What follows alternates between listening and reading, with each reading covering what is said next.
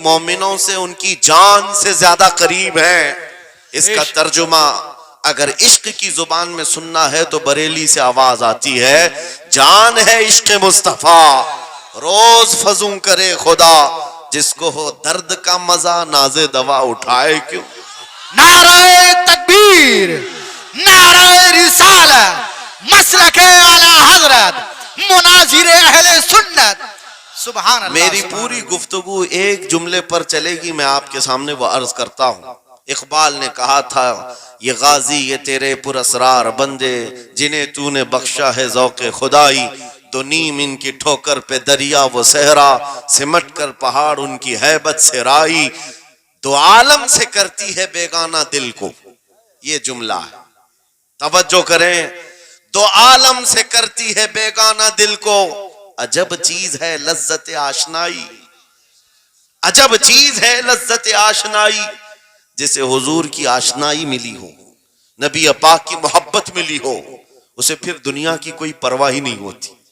کون کیا کہہ رہا ہے، اس کے ساتھ کیسے حالات ہیں وہ کبھی نہیں دیکھتا، بلکہ اس کا حال تو یہ ہے جس طرف میرے سرکار کا غلام چل پڑتا ہے زمانہ اسی طرف چل پڑتا ہے. وجہ یہی ہے آج ہم لوگ جو حالات دیکھ رہے ہیں، مسئلہ یہ ہے کہ لذت آشنائی نہیں ملی ہے. لذت آشنائی جسے مل جاتی ہے، پتہ ہے صدیق اکبر رضی اللہ تعالیٰ عنہ، وہ عظیم صحابی رسول، 50,000 کا مجمع یہودیوں کا ہے. یہودی عالم کھڑے ہو کر بیان کر رہا ہے، خدا کی شان میں گستاخی کر رہا تھا. قرآن کی ایک آیت کا مذاق اڑا کر کے کہہ رہا تھا، قرآن میں ان کے خدا نے کہا ہے کہ خدا فقیر ہے اور یہ مسلمان غنی ہے، قرضہ دے دو. اللہ نے قرض حسن کی جو بات فرمائی قرآن میں، من ذا الذی یقرض اللہ قرضا حسنا، کون ہے جو اللہ کو قرض حسن دے گا. قرض حسن کا مطلب مال نہیں، تم نیکیاں اللہ کو قرض میں دو، بدلے میں مولا جنت عطا کرے گا. مگر اس آیت کا مذاق اڑا رہا تھا یہودی، اور کہہ رہا تھا کہ ان کا خدا غریب ہے اور یہ مسلمان امیر ہیں غنی ہیں. صدیق اکبر تنہا ہیں، برداشت نہیں ہو سکا، چڑھ گئے اسٹیج پر اور پکڑا اس خجامہ اور 2 تھپڑ رسید کر دی. مجمع ان کا ہے، سپیکر ان کا ہے، بیان کرنے والے ان کے ہیں. صدیق اکبر نے ادھر بھی نہیں دیکھا ادھر بھی نہیں دیکھا، جڑ دیا تماچا. یہی کہتے ہیں عجب چیز ہے لذت آشنائی، تو عالم سے کرتی ہے بیگانہ دل کو، عجب چیز ہے لذت آشنائی. اب ہونا کیا تھا، پکڑو دکڑو مارو توڑو، لیکن صدیق اکبر کو اس کی پرواہ نہیں تھی.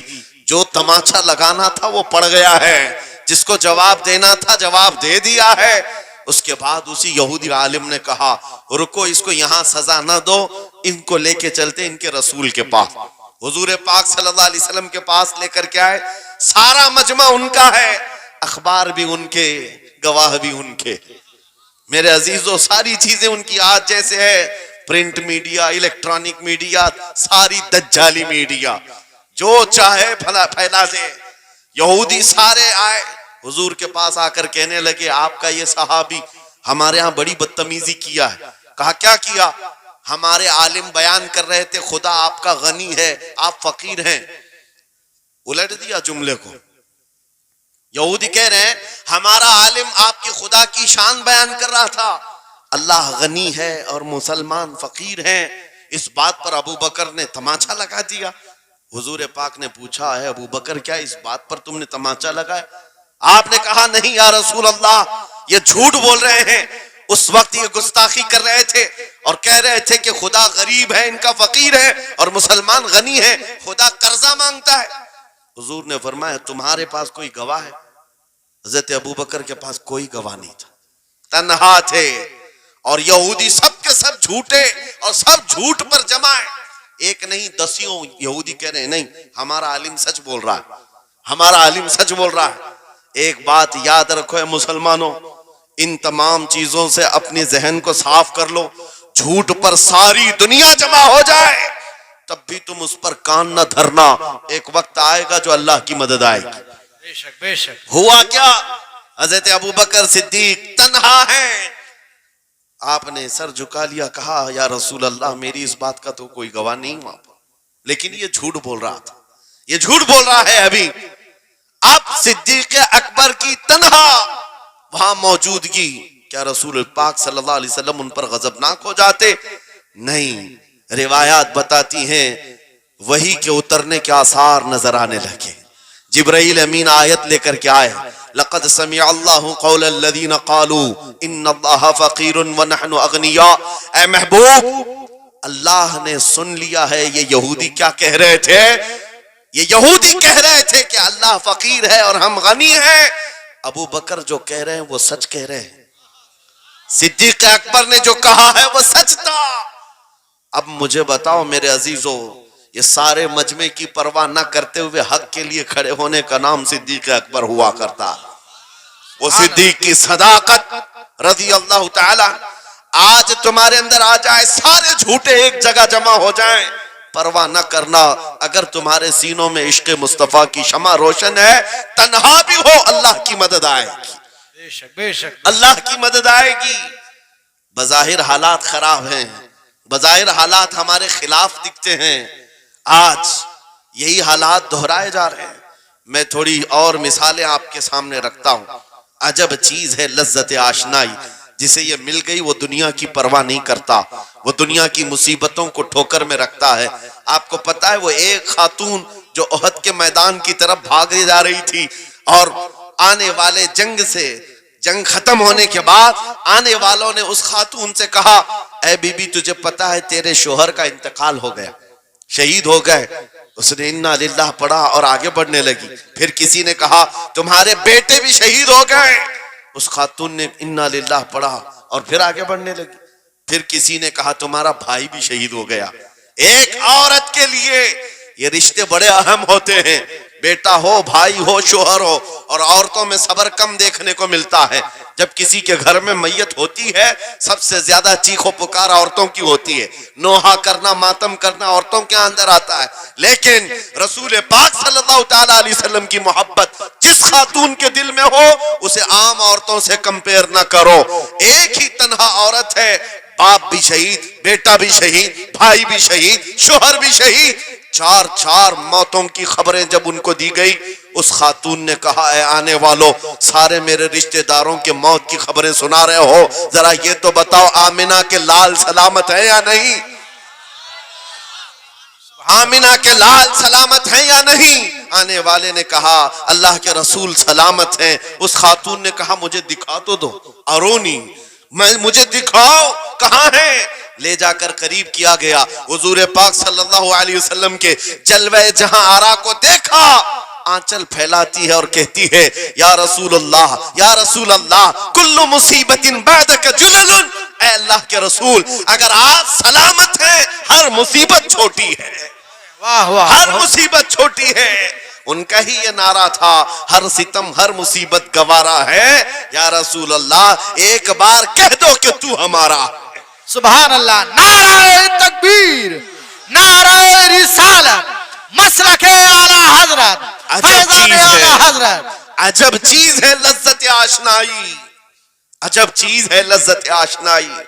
جس کو یہ لذت ملتی ہے محبت مصطفیٰ کی، پھر وہ مصیبتیں گنتا نہیں ہے، وہ اپنے اوپر آنے والی آفتوں کو گنتا نہیں ہے. اس کے لیے دنیا ہیچ ہے.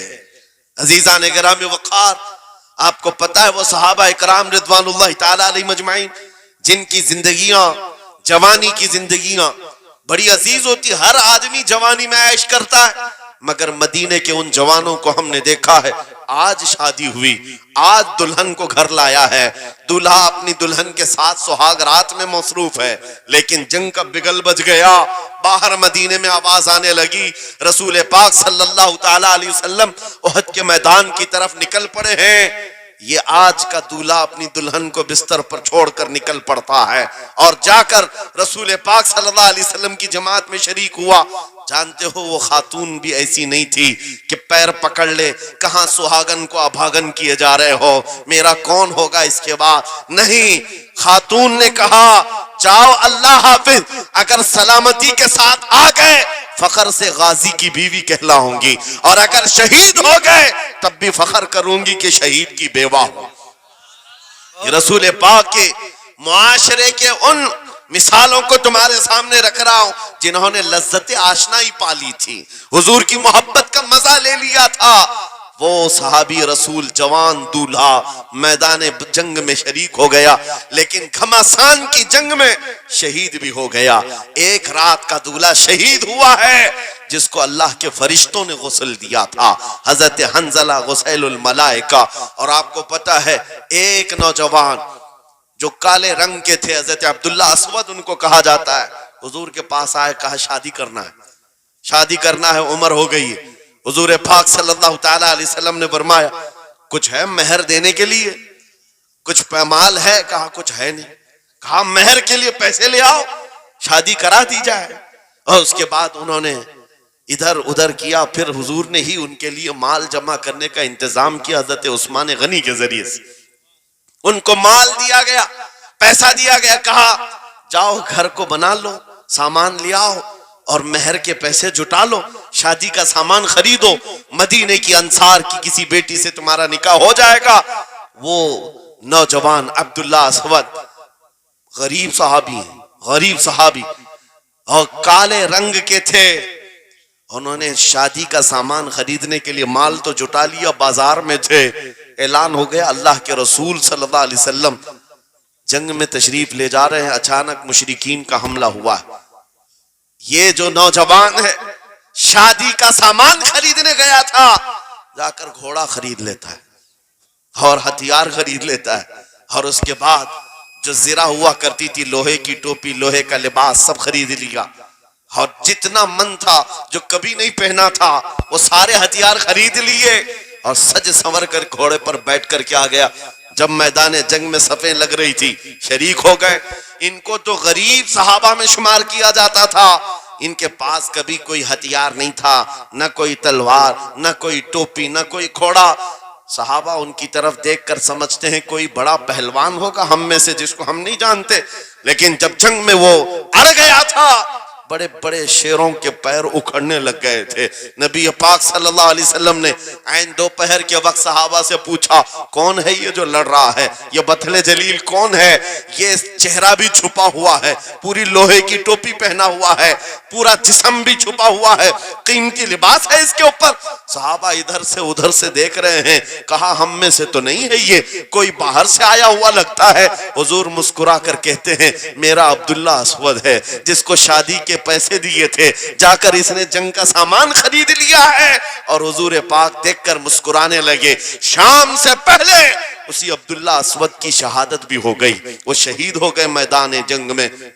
جانتے ہو نبی کریم صلی اللہ تعالی علیہ وسلم خود چل کر تشریف لائے اور ان کے سر سے زرہ اتاری، ٹوپی اتاری، خود کو اتارا اور اپنی گود میں ان کا سر رکھا، ان کے چہرے سے مٹی کو صاف کیا۔ صحابہ کہتے ہیں اس قسمت پر قربان جائے، حضور کی گود میں ان کا سر دیکھ کر کے ہمیں رشک ہونے لگا۔ پھر حضور فرماتے ہیں من المؤمنین رجال صدقوا ما عاہدوا اللہ علیہ، مومنین میں سے کچھ بندے ایسے ہیں جنہوں نے اللہ سے کیا ہوا وعدہ پورا کر دیا ہے۔ میرے عزیزو یہ کٹ گئے، ختم ہو گئے، اپنے آپ کو فنا کر دیا۔ کون سی چیز تھی جو انہیں میدان میں لے آتی تھی؟ کون سی چیز تھی جو انہیں بستر سے اٹھا لاتی تھی؟ کون سی چیز تھی جو بازار میں شادی کے سامان خریدنے سے بدل کر وہ ہتھیار خریدنے پر آ جائیں؟ ارے جنگ میں جانا کوئی کرکٹ اور فٹ بال کا میدان نہیں ہے، ہتھیلی میں جان لے کر کے جانا ہے۔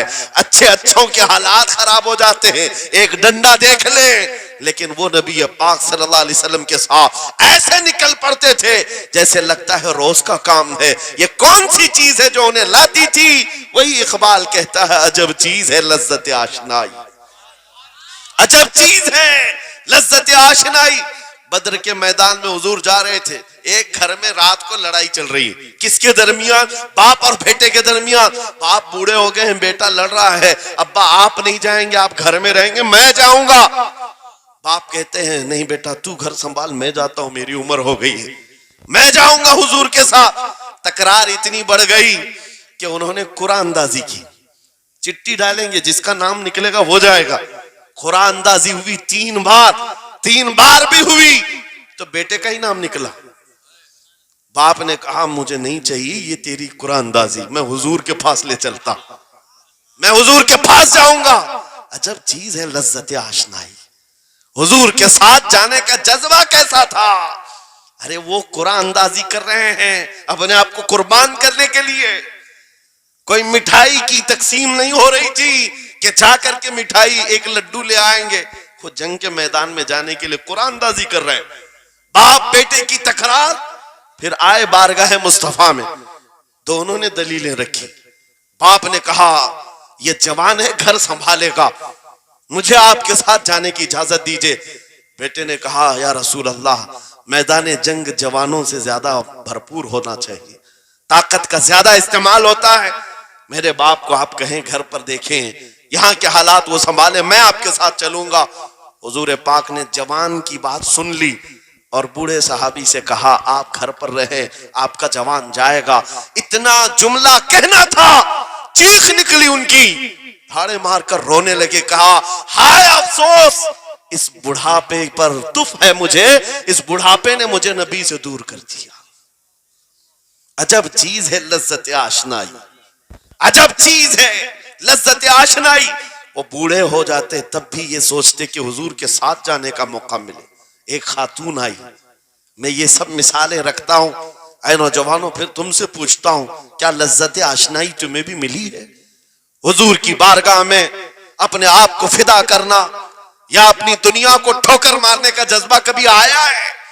ایک خاتون حضور کے دربار میں آئی، جب حضور صلی اللہ تعالی علیہ وسلم کسی میدان کی طرف جا رہے تھے، وہ بھی جنگ کا حال تھا، کئی جنگیں لڑی گئی، ایک خاتون آئی 1.5 سال کا بچہ لے کر، کہا یا رسول اللہ مدینے کی ساری مائیں اپنے جوان لڑکے بھیج رہی تھی، میرے گھر میں کوئی نہیں تھا، ایک 1.5 سال کا بچہ ہے، میں اس کو لے آئی ہوں، اس کو قبول کر لیں۔ توجہ، ماں کا کلیجہ کیسا ہوتا ہے، ماں کی ممتا، 1.5 سال کے بچے کو لے کر آئی، کہا اس کو قبول کر لیں۔ حضور نے پوچھا اس کا کیا کریں گے؟ وہ خاتون کہتی ہے یا رسول اللہ میرے شوہر شہید ہو گئے اور میرے پاس سوائے اس بیٹے کے کوئی نہیں، ہاں مجھے اندازہ ہے میرا بیٹا چل پھر نہیں سکتا، تیر تلوار نہیں اٹھا سکتا، یہ جنگ میں جانے کے قابل نہیں، لیکن میں اس حصے سے محروم نہیں ہونا چاہتی جو مدینے کی ہر ماں لے رہی ہے، بس یا رسول اللہ میرے بیٹے کو آپ کسی مجاہد کے ہاتھ میں دے دیں، جب دشمنوں کی طرف سے تیر چلے میرا بچہ ڈھال کے کام تو آ سکتا ہے، میرا بچہ ڈھال کے کام تو آ سکتا ہے۔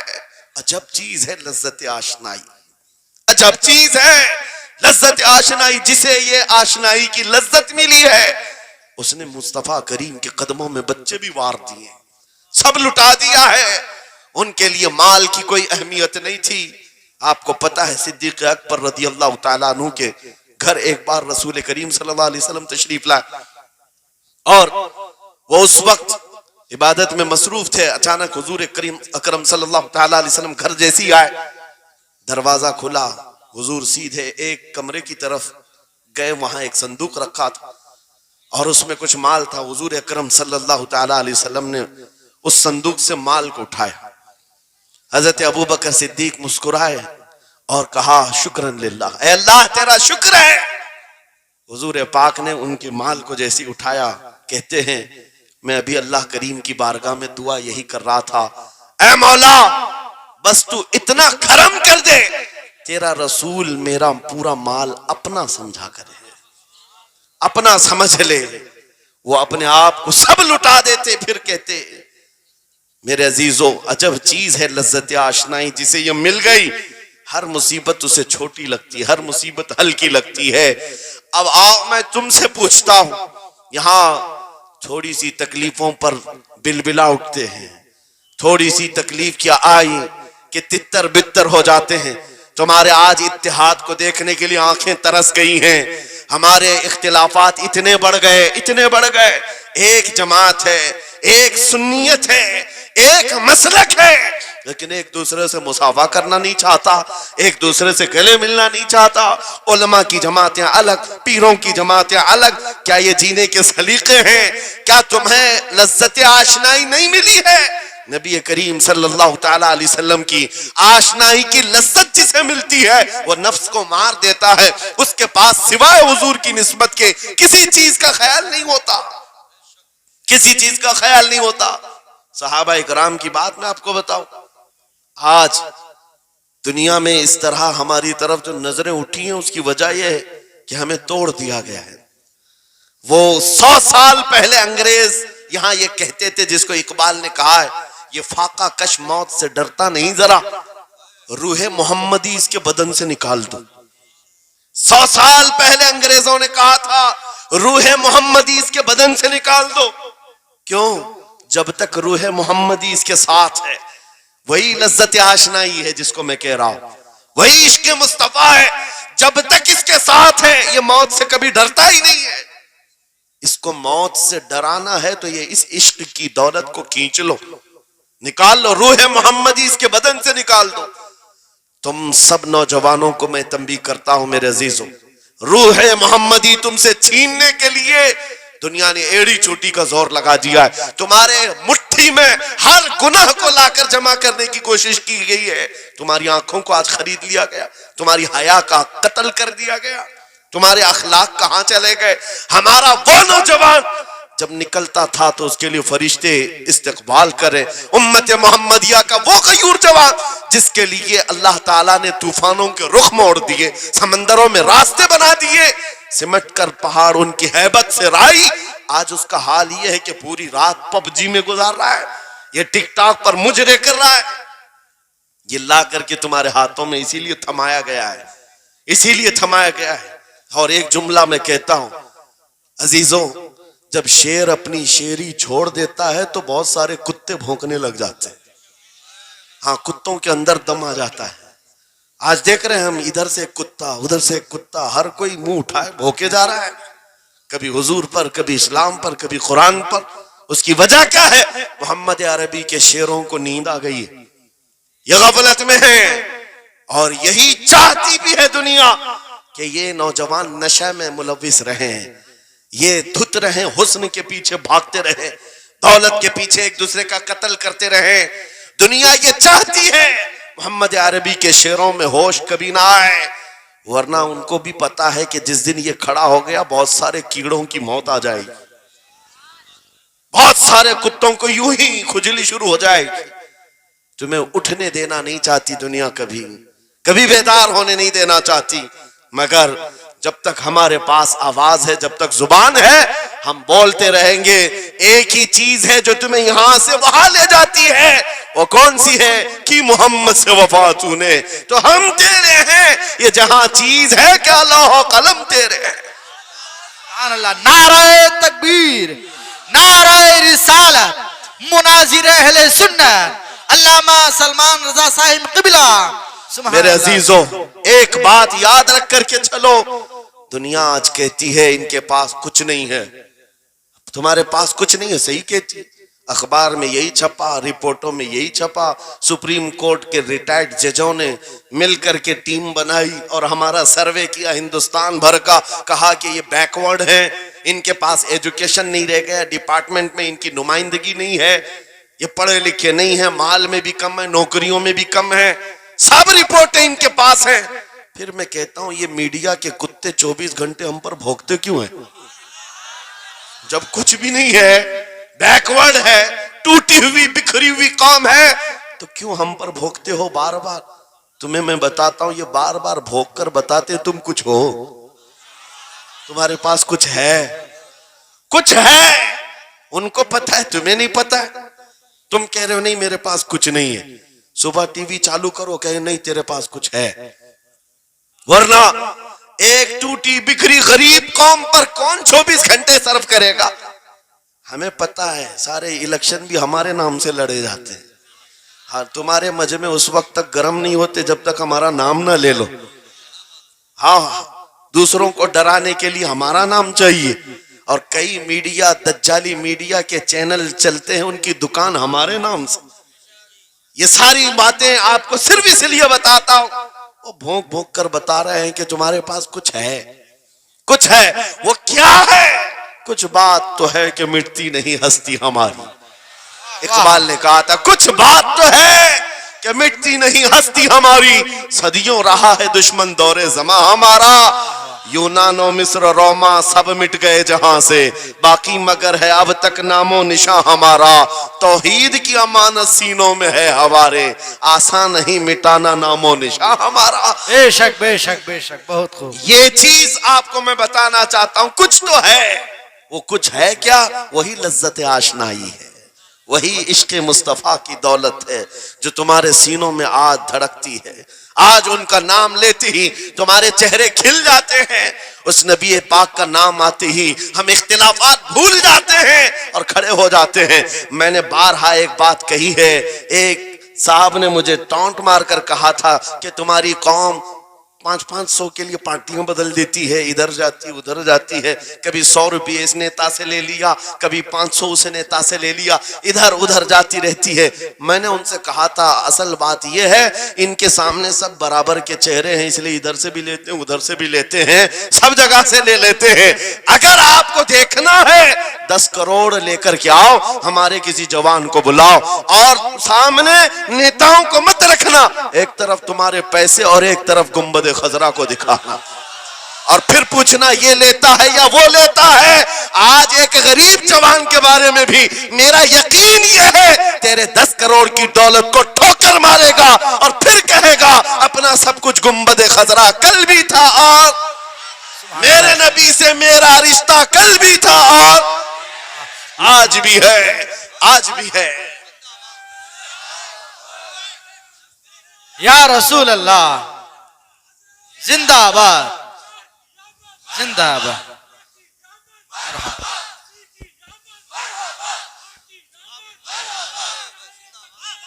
نہ ہو مایوس اقبال اس کشت ویراں سے، ہم بھی یہی کہتے ہیں میں مایوس نہیں اس کشت ویراں سے۔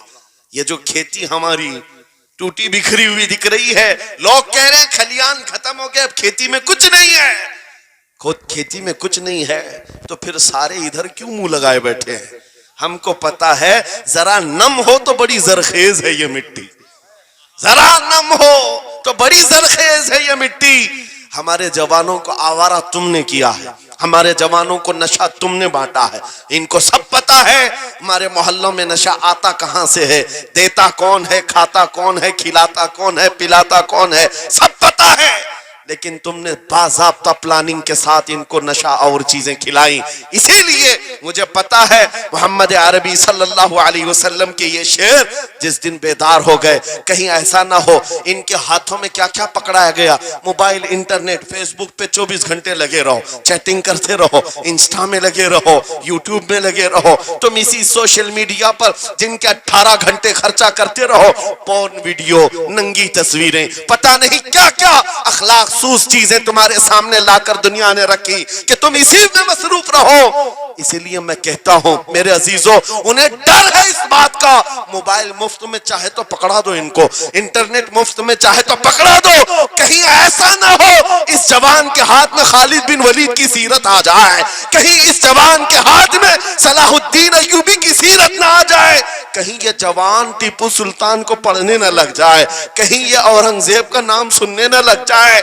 اسی لیے مار مار کر کے اس طرف سے چہرہ موڑ دیا گیا ہے۔ عزیزان گرامی وقار، وہ 1000 موڑے، میں انشاءاللہ یہ بات ضرور کہوں گا آپ کو، پھر میں کہتا ہوں میں نے تو مثال میں 4 نام لیے، 4 نام لیے، اور ایسے نام لیے ہیں کہ پتہ نہیں اورنگزیب کا نام لیتے ہیں تو لوگوں کو تکلیف ہونے لگتی، آج ہوتی ہے نا۔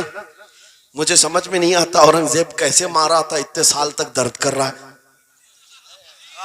کیا کیا تھا تم نے، ابھی تک درد جا نہیں رہا ہے، ہمیں پتہ نہیں، حالانکہ ہم عادل اور منصف اور ایک غیور بادشاہ کے حیثیت سے مانتے ہیں، بلکہ وہ پرہیزگار متقی تھے۔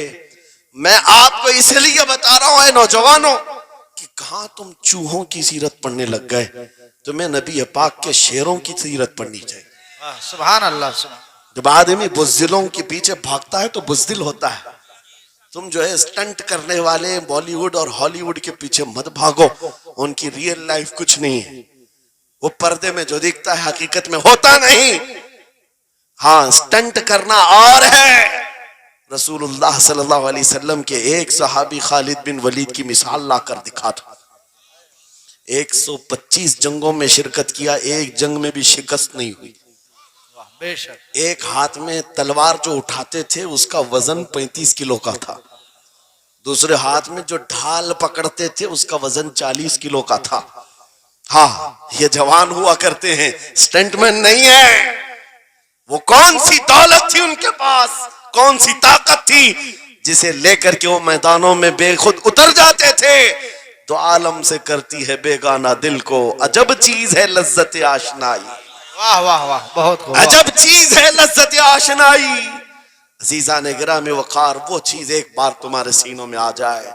میں آج پوچھتا ہوں, دل پر ہاتھ رکھ کر کے بتاؤ, اتنے دنوں سے جوان ہو گئے, بڑے ہو گئے, سمجھ آ گئی, عقل آ گئی, کیا کبھی کوئی رات ایسی آئی ہے تمہارے دل میں تڑپ پیدا ہو گئی ہو, بار بار حوق اٹھتی ہو؟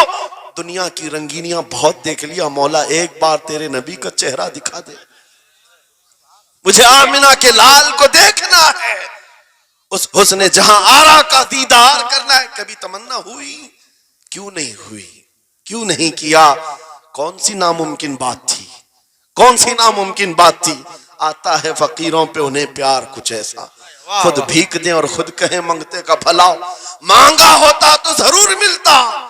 اور ان آنکھوں میں ایک بار وہ لذت آشنائی آ جاتی تو پھر فخر سے تم بھی ہر جگہ گھومتے اور پھر یہ کہتے پھر کہ گلی گلی تباہ ٹھوکریں سب کی کھائی کیوں, دل کو جو عقل دے خدا تیری گلی سے جائے. جن کو لذت آشنائی مل گئی تھی وہ کہتے تھے, یہ جن کو لذت آشنائی ملی ہے ان کے جملے یہ تھے, اس گلی کا گدا ہوں میں جس میں مانگتے تاجدار پھرتے ہیں, وہ سوئے لالا زار پھرتے ہیں, تیرے دن اے بہار پھرتے ہیں. حضور پاک صلی اللہ تعالی علیہ وسلم کی آشنائی کی لذت جسے ملی وہ پھر یہ کہتا ہے میں گدا ہوں اپنے کریم کا, میرا دین پا رہے نہ نہیں, اور مانگنا بھی ہو ادھر ادھر نہیں مانگتا.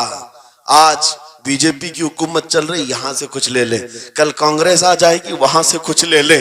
غلام رسول بی جے پی کانگریس کے بیچ میں نہیں گھومتا پھرتا, اس کا مسلک یہ ہوتا ہے, اس کا مسلک صرف یہ ہوتا ہے, کر کے تمہارے گناہ مانگے تمہاری پناہ, تم کہو دامن میں آ تم پہ کروڑوں درود. یا رسول اللہ آنکھ عطا کیجئے اس میں ضیا دیجئے, جلوہ قریب آ گیا تم پہ کروڑوں درود. درد ہو تو بھی یہ کہے شافی ہو نافی ہو تم, وافی ہو کافی ہو تم, درد کو کر دو دوا تم پہ کروڑوں درود.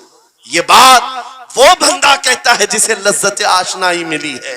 نبی پاک صلی اللہ تعالی علیہ وسلم کی محبت میں فنا ہو. میں ایک بات بتاتا ہوں, حضرت جنید بغدادی رضی اللہ تعالیٰ عنہ کے دور میں ایک بڑا مسئلہ پیش آیا تھا. ایک آرٹسٹ آیا تھا, ایک مصور جو تصویریں نکالتا تھا. یہاں پر مجھے ابھی حضرت نے بھی فرمایا, رک کر کے ایک بات کہہ دیتا ہوں کہ یہ اتنے سارے جو گھوڑے لگا کر کے بیٹھے ہیں, سارے لوگ موبائل اور کیمرے بلا ضرورت کے, اور آج کے دور کی ایک بڑی بلا ہے. ہم تھک چکے ہیں, ہم مصافحہ کوئی کرنا نہیں چاہتا, سب سے پہلے فوٹو چاہیے. علماء کا ادب چلا گیا, روحانیت چلی گئی, ہر کوئی مجلسوں کے آداب بھولنے لگ گیا. اس ایک موبائل, وہ اندھیرا ہی بھلا تھا کہ قدم راہ پہ تھے, روشنی لائی ہے منزل سے بہت دور ہمیں. یہ حالات بہت ہی سخت ترین ہوتے چلے جا رہے ہیں. بچوں ان تمام چیزوں سے میرے عزیزوں, بلا ضرورت, بغیر کسی ضرورت کے یہ اس قدر اس میں زیادہ پڑ جانا تمہارے لیے نقصان دہ ہے. میں کہہ رہا تھا بغداد میں ایک مصور جو اس کمال یہ رکھتا تھا کہ اس کو جیسے آرڈر دیا جائے ویسی تصویر نکالتا. یعنی کوئی سامنے بیٹھ کر کے بتائے میرا محبوب ایسا تھا ویسا تھا, وہ اس کی سن کر کے تصویر نکالتا. صرف اس کو حلیہ بتاؤ تصویر نکالتا. اس کا کمال تھا. لوگ اپنے اپنے محبوبوں کی محبوباؤں کی تصویریں نکالتے, اور جب اس کے گھر کے پاس بھیڑ لگی تھی, اسی بھیڑ میں جنید بغدادی بھی تشریف لا. سید الطائفہ ہیں, ولیوں کے سردار ہیں اپنے زمانے. جب آپ کا نمبر آیا مصور نے دیکھا تو ہکا بکا رہ گیا, کہا آپ یہاں میرے گھر؟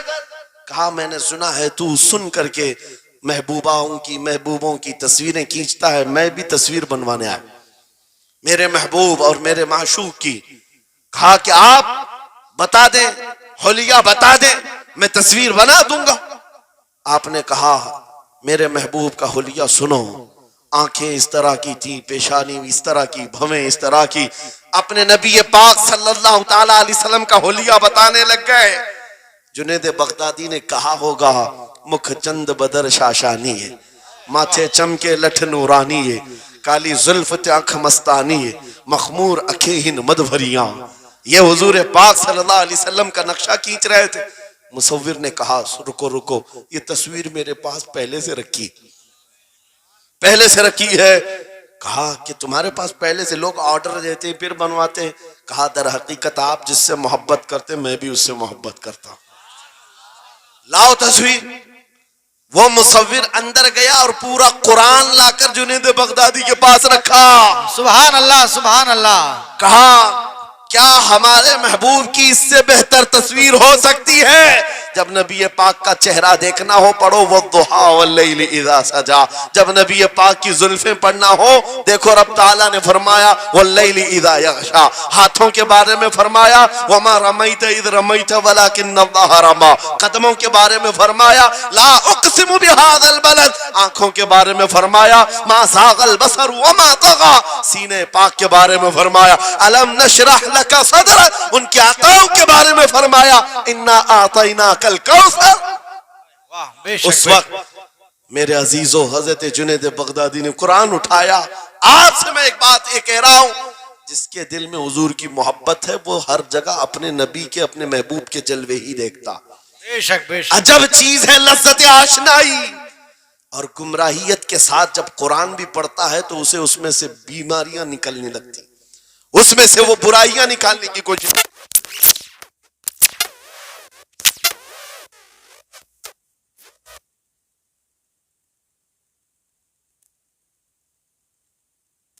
اچھوں کی جل جاتی ہے.